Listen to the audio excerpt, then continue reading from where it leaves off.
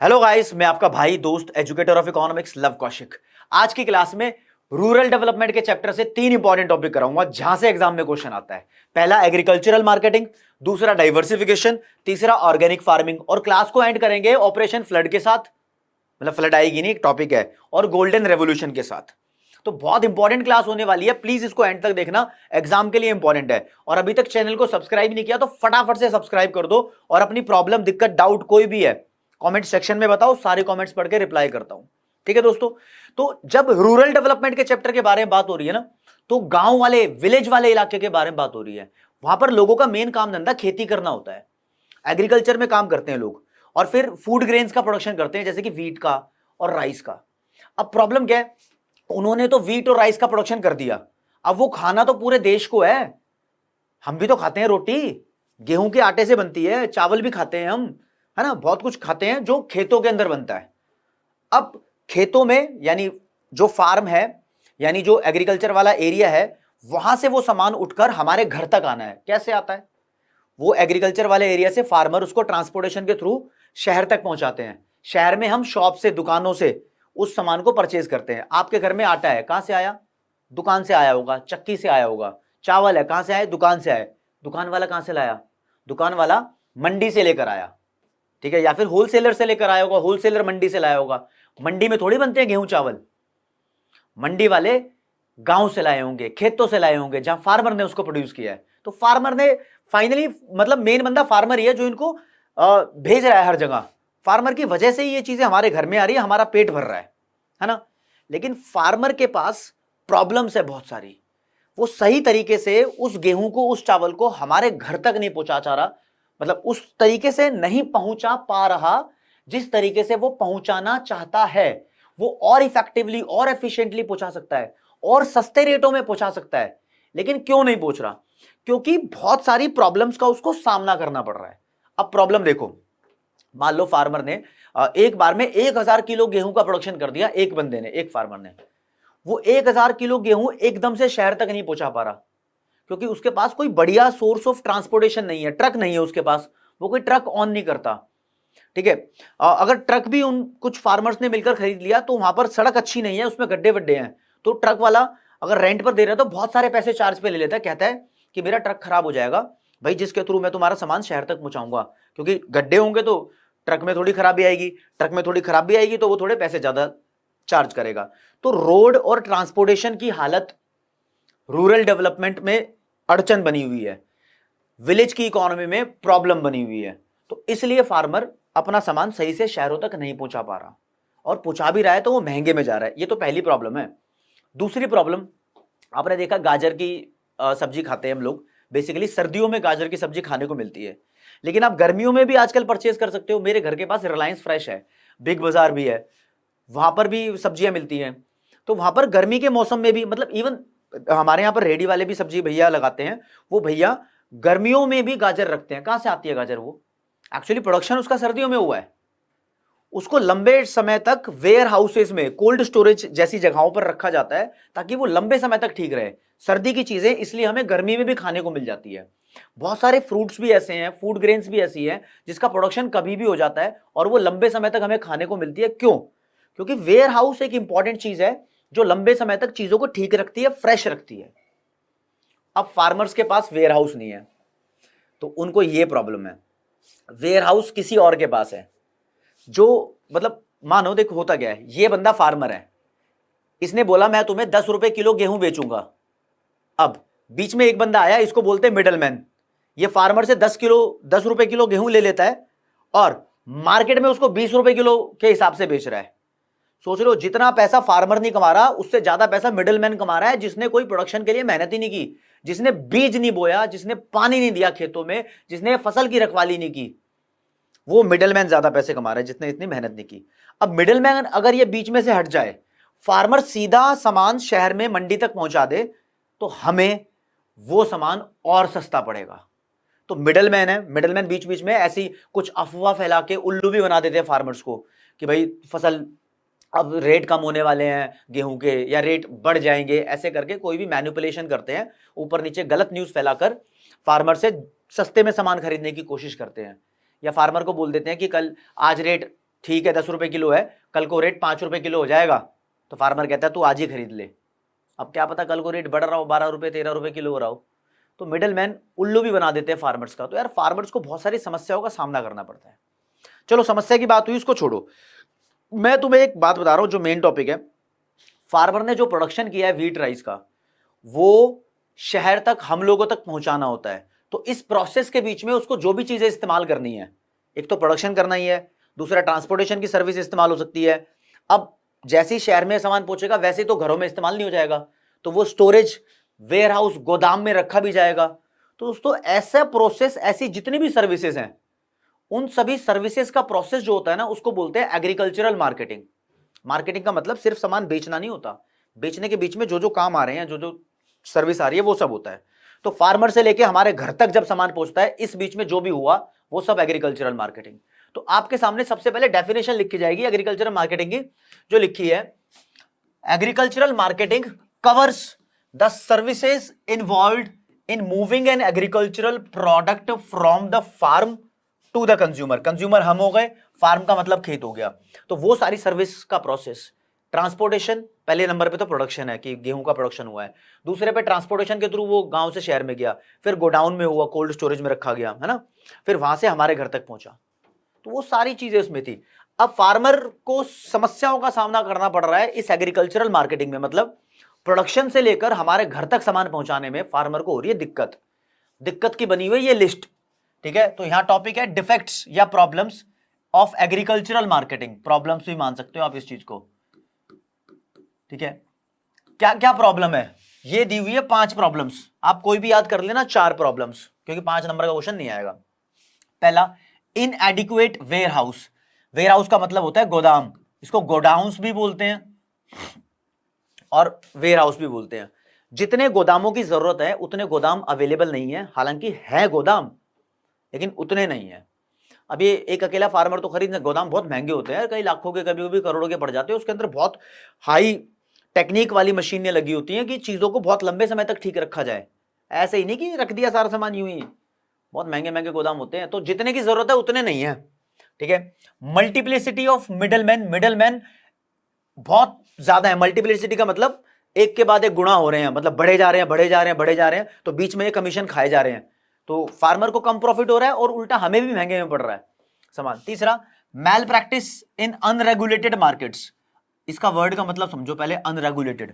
Regulate का मतलब होता है कंट्रोल करना, अनरेगुलेट का मतलब कंट्रोल नहीं करना। मतलब जिस मार्केट को सरकार कंट्रोल नहीं कर रही वहां पर मैल प्रैक्टिसेस हो रही है, धोखाधड़ी हो रही है। तो धोखाधड़ी हो रही है तो किसान का ही माल है जिसपे धोखाधड़ी हो रही है, ये किसान को दिक्कत दे रही है।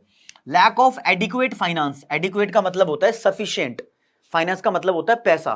जितने पैसों की जरूरत है उनको, उतने पैसे फार्मर्स के पास नहीं है, मतलब शॉर्टेज ऑफ फंड्स हैं, फिर वो लोन पे लेना पड़ता है। तो इस चैप्टर का L1 यानी पहला लेक्चर 1 करा रखा है, ये L2 है। L1 में आपको पैसों के बारे में बताया था सब कुछ फार्मर के, ठीक है।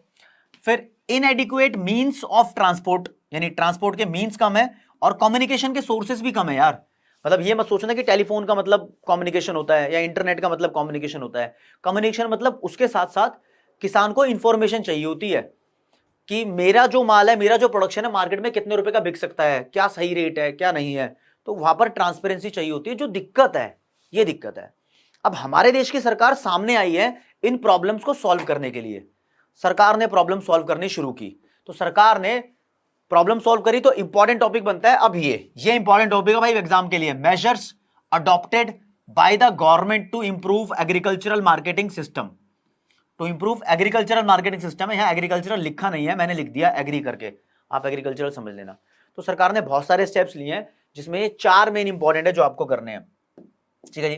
पहले पे लिखा है रेगुलेटेड मार्केट। रेगुलेटेड मार्केट मतलब अब गवर्नमेंट का कंट्रोल है मार्केट पे, कोई धोखाधड़ी नहीं करेगा, करेगा सरकार ने पकड़ लिया तो उसको सजा है, पनिशमेंट है। तो उस डर से थोड़ी बहुत तो हुई। दूसरे पे सरकार ने इंफ्रास्ट्रक्चर डेवलप करना शुरू कर दिया, वेयर हाउस प्रोवाइड करने शुरू कर दिए, मीन्स ऑफ कम्युनिकेशन मतलब थोड़ी इंफॉर्मेशन फैलानी शुरू करी, फार्मर्स तक सूचना पहुंचानी शुरू करी कि जो तुम सामान बना रहे हो वो कितना बनाना चाहिए, क्या उसका रेट होना चाहिए, ऐसी इंफॉर्मेशन। और साथ में आपको बताऊं तो सब्सिडाइज्ड ट्रांसपोर्ट दिया है। सब्सिडाइज का मतलब होता है सस्ते रेट में, सब्सिडाइज्ड की स्पेलिंग यही होगी ना, ट्रांसपोर्ट देती है सरकार इनको, फार्मर्स को, ठीक है, स्पेशली रेलवेज को यूज करने के लिए। रेलवे के थ्रू अगर वो अपना सामान गेहूं चावल को गांव से शहर पहुंचा रहे हैं तो सस्ते रेट में इनको पड़ता है, पहुंचा लो भाई, कोई दिक्कत नहीं है। फिर ये सबसे इंपॉर्टेंट पॉइंट थर्ड वाला, कोऑपरेटिव एग्रीकल्चरल मार्केटिंग सोसाइटी, ये सरकार ने बोला तुम ये बना लो। ये होती क्या है पहले सुनो। सरकार ने बोला फार्मर को कि भाई, एक फार्मर को बोला कि भाई तेरे को अगर सीड्स, फर्टिलाइजर या पेस्टिसाइड ऐसा कुछ खरीदना है तो तू जाता है उस कंपनी के पास जो बीज बेचती हैं, यानी सीड्स बेचती हैं। मान लो वो तुझे 20 रुपए किलो बीज बेच रही है, एक ऐसी इमेजिनरी रेट है, लेकिन अगर तुम बहुत सारे फार्मर्स इकट्ठे होकर जाओगे ना तो तुम उससे बार्गेनिंग कर सकते हो, उसको बोल सकते हो 20 रुपए का नहीं, हमें 15 रुपए का बीज बेच। वो मना नहीं कर सकता क्योंकि बहुत सारे फार्मर्स डिमांड कर रहे हैं, वरना तुम उसको बोल दोगे हम तेरे से नहीं किसी और से खरीद लेंगे। तो सरकार बोलती है बहुत सारे फार्मर्स मिलकर एक ग्रुप बना लो, तो उस ग्रुप को ही बोलते हैं कोऑपरेटिव एग्रीकल्चरल मार्केटिंग सोसाइटीज। अब ऐसे ग्रुप बहुत सारे बने हुए हैं इंडिया के अंदर, जिसमें सबसे फेमस बताऊं तो नैफेड चल रहा है। नैफेड की फुल फॉर्म जानोगे तो नेशनल एग्रीकल्चरल फेडरेशन, FED का मतलब फेडरेशन, और ऐसे एक हैफेड भी है, हैफेड मतलब हरियाणा एग्रीकल्चरल फेडरेशन। अब पूरी form national agricultural marketing federation भी बोल सकते हो उसको, हरियाणा एग्रीकल्चरल मार्केटिंग फेडरेशन भी बोल सकते हो। ये ग्रुप है फार्मर्स का, इसमें ये इकट्ठे बहुत सारे फार्मर्स के लिए सीड्स, फर्टिलाइजर, पेस्टिसाइड खरीदते हैं जो कि सस्ते में पड़ता है। तो फार्मर्स को सामान सस्ते में पड़े इसलिए ये सरकार ने बोला बना लो भाई, बना लो। और फिर सरकार कुछ पॉलिसी इंस्ट्रूमेंट्स को यूज करती है फार्मर्स के लिए, बहुत इंपॉर्टेंट है। इसके अगर आपको एग्जांपल दूं तो पहले नंबर पे मिनिमम सपोर्ट प्राइस पॉलिसी सरकार ने यूज की, MSP पॉलिसी बोलते हैं। MSP की फुल फॉर्म आप खुद लिखना। सरकार काफी सारी फसलों के लिए फार्मर्स को बोलती है कि हम तुम्हें गारंटी दे रहे हैं, तुम्हारा सामान कोई खरीदे या ना खरीदे, हम एक फिक्स रेट पे जरूर खरीदेंगे। एग्जाम्पल मान लो सरकार ने बोला फार्मर्स को कि हम तुम्हारा गेहूं 15 रुपए किलो के हिसाब से जरूर खरीदेंगे, तो फार्मर को गारंटी मिल गई। अब वो मार्केट में 15 रुपए से ऊपर का बेचने की कोशिश करेगा। कोई खरीद ले तो ठीक, नहीं खरीदे तो फार्मर किसको बेच देगा? सरकार को। That's it. तो सरकार के लिए मजे वाली बात हो गई, मजे वाली बात कि फार्मर खुश हो गए इसलिए, और फार्मर्स के लिए मजे वाली बात कि उसको श्योरिटी मिल गई है। फिर क्या करती है सरकार इसका, जब सरकार ने स्टॉक खरीद ली, मान लो फार्मर्स का नहीं बिका माल, तो सरकार जो अपने पास इस स्टॉक को रखती है उसको बोलती है सरकार बफर स्टॉक। फिर सरकार इसको इमरजेंसी में इस्तेमाल करती है। मान लो कहीं पर कोई आपदा आ गई, डिजास्टर आ गया, फ्लड आ गया, ड्राउट आ गया, अर्थक्वेक आ गया, तो वहां के लोगों को सरकार फूड सप्लाई करती है। ठीक है, बफर स्टॉक उसको स्टॉक को बोलते हैं जो सरकार इमरजेंसी में इस्तेमाल करती है। या फिर नहीं भी आई कोई इमरजेंसी तो सरकार पब्लिक डिस्ट्रीब्यूशन सिस्टम के थ्रू, PDS मतलब पब्लिक डिस्ट्रीब्यूशन सिस्टम, इसके थ्रू गरीब लोगों को या टारगेटेड कस्टमर्स को, जैसे कोरोना में गवर्नमेंट ने फूड ग्रेन सप्लाई करी थी कोरोना काल में, ऐसे सप्लाई कर देगी। राशन बोलते हैं इसको, राशन बांटती है सरकार। तो ये 3 पॉलिसी हैं, सब रिजल्ट MSP से शुरू हो रहे हैं, लेकिन 3 अलग अलग भी हो सकते हैं, बिना MSP के ही पहले होते थे। ठीक है, तो 3 पॉलिसी इंस्ट्रूमेंट है जिसके थ्रू सरकार लोगों तक सामान पहुंचा रही है। MSP मेन है यहां पर, मिनिमम सपोर्ट प्राइस पॉलिसी। ठीक है जी, सरकार ने ये किया तो यहां सिस्टम खत्म होता है। एग्रीकल्चरल मार्केटिंग मैंने आपको डेफिनेशन बताई, प्रॉब्लम बताई, सरकार क्या कर रही है प्रॉब्लम को दूर करने के लिए बताया। ठीक है, और बता रहा हूं, और अगर आप बात करोगे तो गवर्नमेंट ने कुछ ऑल्टरनेटिव मार्केटिंग चैनल बना रखे हैं। मतलब ऑल्टरनेटिव का मतलब ऑप्शन, सरकार ने ऑल्टरनेटिव मार्केटिंग चैनल बना रखे हैं। जैसे कि बताऊं, पंजाब, हरियाणा और राजस्थान में सरकार ने एक अपनी मंडी बना रखी है। अपनी मंडी एक जगह है जो सीधा फार्मर से सामान उठा लेती है, कोई दिक्कत नहीं होती। साउथ इंडिया में अगर बात करूं तो उजावर मंडी है, हड़सपर मंडी है। तो इनके एग्जाम्पल भी आपको याद करने हैं। ठीक है, तो हल्के में बता रहा हूं, बाद आगे बात करते हैं। ठीक है, नेक्स्ट टॉपिक दोस्तों डाइवर्सिफिकेशन आपके सामने पेश है। डाइवर्सिफिकेशन अगर समझना है तो डाइवर्सिफिकेशन का मतलब तुम ये समझ लो, एक और, यानी वन मोर। मैं बोलता हूं वन मोर का मतलब डाइवर्सिफिकेशन है। तुम कोई भी काम करते हो उसके अलावा एक और काम करोगे तो वो डाइवर्सिफिकेशन है। जैसे कि फार्मर की बात करूं तो फार्मर वीट का प्रोडक्शन कर रहा है, तो वीट के साथ साथ अगर उसने कोई दूसरी फसल का प्रोडक्शन भी किया तो वो डाइवर्सिफिकेशन है क्रॉप्स का। क्रॉप कौन सी थी? वीट, तो उसके अलावा एक और क्रॉप कर ली।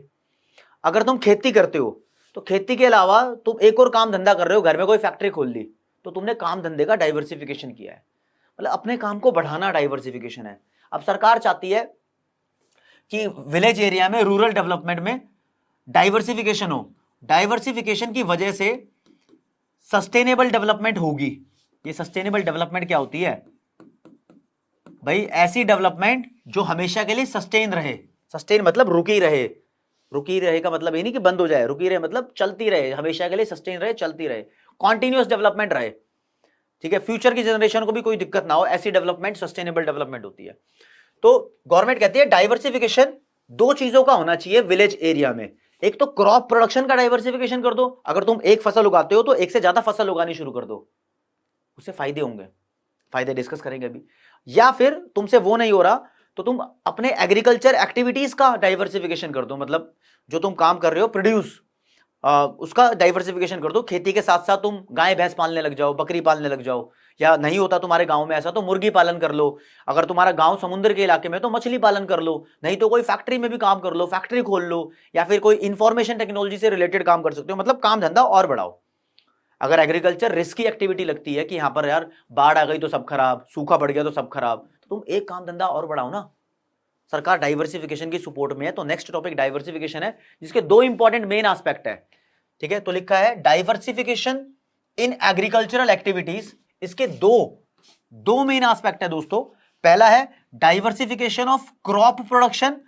क्रॉप प्रोडक्शन का मतलब अगर तुम सिंगल क्रॉप प्रोडक्शन कर रहे थे, यानी गेहूं बना रहे थे, तो उसकी जगह डबल कर लो या मल्टी क्रॉप पे आ जाओ। गेहूं के साथ साथ चावल भी बना लो, मक्का भी बना लो, बाजरा भी बना लो, धान भी बना लो, ज्वार भी बना लो। चावल और धान वैसे एक ही होता है। या फिर डाइवर्सिफिकेशन ऑफ प्रोडक्टिव एक्टिविटीज, मतलब एक तो एग्रीकल्चर एक्टिविटी कर ही रहे हो, इसके अलावा फिर तुम साथ में क्या कर सकते हो? Live stock farming. Live stock का मतलब होता है गाय भैंस बकरी पालना, एनिमल हस्बेंड्री भी बोलते हैं। पॉटरी कर सकते हो, पॉटी नहीं पॉटरी, ठीक है, पोल्ट्री भी कर सकते हो। पॉटरी का मतलब होता है मटके वटके बनाना, कुम्हार जो बनाते हैं। पोल्ट्री का मतलब होता है मुर्गी पालन। फिशरीज है, आईटी है, बहुत सारे एग्जांपल है। तो इसके ऊपर पहले ये वाला टॉपिक पढ़ेंगे, फिर ये वाला टॉपिक पढ़ेंगे दोस्तों। तो पहले आ जाते हैं डाइवर्सिफिकेशन ऑफ क्रॉप प्रोडक्शन में पहला टॉपिक है। इसका मतलब होता है, यहां लिखा नहीं, चलो ऐसे काम चल जाएगा। Diversification of crop production refers to a system of multiple cropping rather than monocropping. Mono का मतलब होता है सिंगल, सिंगल के अलावा मल्टीपल करना, ये होता है, ठीक है ना। It may also mean a shift from subsistence farming to commercial farming. यानी इसका मतलब यह भी हो सकता है कि तुम पहले सबसिस्टेंस फार्मिंग कर रहे थे, अब कमर्शियल फार्मिंग करने लगे। सबसिस्टेंस फार्मिंग क्या होता है? सबसिस्टेंस फार्मिंग जिंदा रहने के लिए फार्मिंग, मतलब सिर्फ उतना प्रोडक्शन कर रहे हो जिससे जितना तुम खा सको। और कमर्शियल फार्मिंग का मतलब होता है कि तुम आगे भी बेचने के लिए प्रोडक्शन करो। यानी अगर एक फार्मर को 10 किलो गेहूं खाने थे और 10 किलो का ही प्रोडक्शन कर रहा है, तो उसको बोलते हैं वो सबसिस्टेंस फार्मिंग कर रहा है। लेकिन अगर उसने 25 किलो गेहूं का प्रोडक्शन कर दिया, तो 15 किलो जो एक्स्ट्रा किया है वो मार्केट में बेच रहा है। तो दोस्तों इस 15 किलो को बोलते हैं marketable surplus. Marketable surplus, surplus का मतलब फालतू जो प्रोडक्शन किया है। और ऐसी फार्मिंग को बोलते हैं कमर्शियल फार्मिंग, मतलब बिजनेस वाली फार्मिंग, ठीक है जी। और क्रॉप प्रोडक्शन का तुम डाइवर्सिफिकेशन करोगे, मतलब मल्टी क्रॉपिंग का प्रोडक्शन करोगे, 1 से 2 से 3 से 4 ज्यादा फसल प्रोडक्शन करोगे, तो उसका फायदा होगा। It lower the risk of farmer on account of failure of monsoon. अगर मानसून का मतलब बारिश नहीं आई, तो काफी सारी फसल है जिसमें पानी की कम जरूरत पड़ती होगी, तो उसकी वजह से तुम्हारे पास कुछ पैसे तो आ जाएंगे फार्मर्स के पास, तो रिस्क कम हो जाएगा थोड़ा सा, ठीक है। फिर it enhances the scope for commercialisation of farming. इससे फार्मिंग का जो कमर्शियलाइजेशन होगा वो बढ़ने लगेगा, तो बिजनेस बढ़ने लगेगा। फिर minimize the market risk arising due to price fluctuation. Price fluctuation का मतलब प्राइस का ऊपर नीचे होना। अब मान लो तुमने 3 क्रॉप्स प्रोड्यूस किए हैं, तो एक क्रॉप का प्राइस बहुत कम भी हो गया तो 2 से तुम पैसे कमा लोगे। लेकिन अगर तुम एक ही प्रोड्यूस करते, उसका ही प्राइस बहुत कम हो गया, तो नुकसान हो जाता है ना। तो उस नुकसान से बचाता है, ठीक है, कि मल्टीपल क्रॉप करते रहो तो कुछ फायदा रहेगा ही रहेगा। अब दोस्तों दूसरे नंबर का बताया था कि हम एग्रीकल्चर के अलावा दूसरा कुछ काम शुरू कर ले, तो उसको बोलते हैं डाइवर्सिफिकेशन ऑफ प्रोडक्टिव एक्टिविटीज। इसका मतलब क्या होता है? It imply a shift from crop farming to non farming areas. Farm का मतलब खेत, खेत के साथ साथ तुम कोई दूसरा काम भी करो। नॉन फार्मिंग एक्टिविटीज बोलते हैं उसको, वहां शिफ्ट कर रहे हो तो आप एम्प्लॉयमेंट के एरिया में डाइवर्सिफिकेशन ऑफ प्रोडक्टिव एक्टिविटीज कर रहे हो। तो ये नॉन फार्म एरियाज का एग्जांपल पेपर में पूछ लेता है, ये कौन कौन से है? एनिमल हस्बेंड्री मतलब गाय भैंस बकरी पालना, लाइफ स्टॉक फार्मिंग बोलते हैं इसको, मछली पालन, हॉर्टिकल्चर नया वर्ड है, एग्रीकल्चर के अलावा हॉर्टिकल्चर। एग्रीकल्चर का मतलब होता है फूड ग्रेन्स का प्रोडक्शन करना, हॉर्टिकल्चर का मतलब होता है फ्रूट्स का और वेजिटेबल का प्रोडक्शन करना। तो फ्रूट, वेजिटेबल, मसाले यानी स्पाइसेस और शहद भी इसमें आता है इवन, ठीक है, वो सब चीजें। फिर cottage and house hold industry मतलब छोटे छोटे स्मॉल स्केल इंडस्ट्रीज घर में लगा देना, छोटे मोटे उद्योग घर में कर लेना। या फिर इंफॉर्मेशन टेक्नोलॉजी से रिलेटेड काम करना, तो every village a knowledge centre बनाओ हर विलेज को। ये तो एक इंपॉर्टेंट है, इंडिया आने वाले टाइम के अंदर एक नॉलेज इकोनॉमी बनने वाला है, एनसीईआरटी की किताब में ऐसा लिखा है, ठीक है जी। तो ये डाइवर्सिफिकेशन ऑफ क्रॉप एक्टिविटीज है, ये सस्टेनेबल डेवलपमेंट को वेलकम करता है। इसके बेनिफिट्स बेसिकली ये हैं, अगर डाइवर्सिफिकेशन करोगे तो एम्प्लॉयमेंट भी बढ़ेगी, लोगों के पास नौकरियां ज्यादा आएंगी, ठीक है ना, और एग्रीकल्चर का रिस्क कम हो जाएगा, एग्रीकल्चरल एक्टिविटीज में जो रिस्क है वो कम हो जाएगा, और अर्निंग प्रोस्पेक्टस बढ़ जाएंगे, लोगों के पास पैसे भी ज्यादा आ जाएंगे। 3 मेन बेनिफिट्स हैं, इस बात को ध्यान रखना, इंपॉर्टेंट है, ठीक है जी। तो डाइवर्सिफिकेशन का टॉपिक खत्म हुआ। अगला टॉपिक है ऑर्गेनिक फार्मिंग का। अब फार्मिंग का मतलब खेती होता है। अब खेती जिस तरीके से अब होती है उसको बोलते हैं कन्वेंशनल फार्मिंग। अब पता है कैसे खेती होती है? हम सीड्स का यूज करते हैं खेती में, बीजों का, पहले भी करते थे। बीजों के साथ साथ आजकल हम प्योर खाद का इस्तेमाल नहीं करते हैं, फर्टिलाइजर का यूज करते हैं। फर्टिलाइजर है केमिकल वाली खाद। पेस्टिसाइड का यूज करते हैं। पेस्टिसाइड वो दवाइयां जो पेस्ट को मारती हैं, ठीक है, जैसे टिड्डी दल है वो पेस्ट होते हैं, कीड़े मकोड़ों को मारने की दवाई को इंसेक्टिसाइड बोलते हैं। तो ये दवाइयों का, केमिकल्स का यूज करने लगे हम। तो ऐसी फार्मिंग को कन्वेंशनल फार्मिंग बोलते हैं। और पहले के जमाने में होती थी ऑर्गेनिक फार्मिंग, मतलब बीजों का इस्तेमाल कर रहे हैं, साथ में प्योर खाद का इस्तेमाल कर रहे हैं, उसमें कोई केमिकल नहीं है। खाद को बोलते हैं मैन्योर, ऑर्गेनिक मैन्योर। जैसे होली पे कलर यूज करते हैं ना, ऑर्गेनिक कलर, उसमें केमिकल नहीं होता। तो ऑर्गेनिक मैन्योर का मतलब ऐसी खाद जिसमें केमिकल ना हो। तो ऐसी प्योर वाली फार्मिंग करना ऑर्गेनिक फार्मिंग होता है। अब ऑर्गेनिक फार्मिंग का अलग से टॉपिक है आपके पास। ऑर्गेनिक फार्मिंग के कुछ फायदे और कुछ नुकसान करने मैं बताता हूं। जब बिना किसी केमिकल का यूज करके आप फार्मिंग करोगे ना, तो जो भी तुम प्रोडक्शन करोगे वो बड़ा टेस्टी होगा। मतलब होता है टेस्टी, हेल्दी भी होता है, उसके अंदर प्रॉपर न्यूट्रिशन होते हैं बढ़िया वाले, विटामिन प्रोटीन वगैरह जो भी उनमें होना चाहिए, फाइबर स्टार्च वगैरह सब होगा बढ़िया, और टेस्टी भी होंगे, मजा भी आएगा, ठीक है। लेकिन कुछ नुकसान भी है। नुकसान ये है कि जो अच्छे तरीके से ऑर्गेनिक फार्मिंग से जो चीजें बनती हैं वो जल्दी खराब भी हो जाती हैं। टमाटर की बात करो, अगर तुम कन्वेंशनल फार्मिंग से टमाटर बनाओगे तो लंबे टाइम तक चलेगा, ऑर्गेनिक से बनाओगे तो 3 दिन भी नहीं चलेगा, सड़ जाएगा, खराब हो जाएगा। तो यार ये भी मतलब जरूर, टमाटर वैसे का प्रोडक्शन वैसे हॉर्टिकल्चर में आ गया, लेकिन फिर भी ऑर्गेनिक और कन्वेंशनल का मतलब तो समझ रहे हो। तो ये इंपॉर्टेंट है। नेक्स्ट टॉपिक आपका क्वेश्चन ही लिख दिया है, ऑर्गेनिक फार्मिंग क्या होता है, इसके क्या बेनिफिट्स हैं और इसके क्या नुकसान है। पेपर में सीधा 6 नंबर का क्वेश्चन बन सकता है, ठीक है। तो लिखा है डेफिनेशन, आंसर है भाई ये, organic farming refers to the form of agriculture using organic manure, मतलब खाद बिना केमिकल की, instead of chemical fertiliser and pesticide. इनकी जगह ऑर्गेनिक फार्मिंग का इस्तेमाल करके फार्मिंग करना ऑर्गेनिक फार्मिंग है। और इसके फायदे, बेनिफिट्स ऑफ ऑर्गेनिक फार्मिंग क्या क्या है? पहला इकोनॉमिकल फार्मिंग है। इकोनॉमिकल का मतलब सस्ता होता है। क्या लिखा है? It uses locally made cheaper inputs, मतलब महंगे केमिकल यूज नहीं कर रहे, वो गाय भैंस का गोबर वगैरह भी यूज कर सकते हैं, तो इतना ज्यादा एक्सपेंसिव नहीं है ये चीजें। तो it is not costlier because it avoid the use of expensive chemicals और HYV सीड्स। HYV मतलब हाई यील्ड वैरायटी सीड्स, बहुत महंगे थे, ठीक है ना, नॉर्मल लोकल यूज कर लो। फिर दूसरा फायदा, हेल्दियर और टेस्टियर फूड होगा, कन्वेंशनल फार्मिंग से बढ़िया टेस्टी फूड मिलेगा। तीसरा, इको फ्रेंडली फार्मिंग है, पॉल्यूशन वगैरह और कोई दिक्कत नहीं होगी इस चीज से, जितना आजकल कन्वेंशनल फार्मिंग में होता है। एक और बेनिफिट कर लो, चौथे नंबर का लिखा हुआ है, जनरेट इनकम थ्रू एक्सपोर्ट। अब क्या है, बाहर की जो डेवलप्ड कंट्रीज है ना, उसमें ऑर्गेनिक फार्मिंग की ज्यादा डिमांड है, मतलब इससे ऑर्गेनिक फार्मिंग से जो प्रोडक्शन होता है, क्योंकि हेल्दियर भी होता है, टेस्टियर भी होता है, वेल अवेयर्ड लोग हैं वहां पे, इंडिया में भी है, ऐसी बात नहीं है। तो एक्सपोर्ट के थ्रू ज्यादा पैसे मिल जाते हैं, तो इनकम भी ज्यादा हो जाती है। इसको वर्ल्ड वाइड, इंडिया से, अब मैं बताऊं ना, इंडिया का आम सबसे बढ़िया आम होता है पूरी दुनिया में, उसका नाम है अल्फांसो। आम की बहुत सारी, दशहरी, लंगड़ा, सफेदा, बहुत सारी वैरायटी होती है, उसमें से अल्फांसो आम होता है बहुत बढ़िया। अब हमें बहुत कम खाने को मिलता है। क्यों मिलता है? एक्सपोर्ट हो जाता है, हर अच्छी चीज एक्सपोर्ट हो रही है यार। कुनूर का सेब, हिमाचल में कुनूर है, इंडिया का सबसे बेस्ट सेब वहीं होता है। कुनौर बोलते हैं, कुनूर बोलते हैं।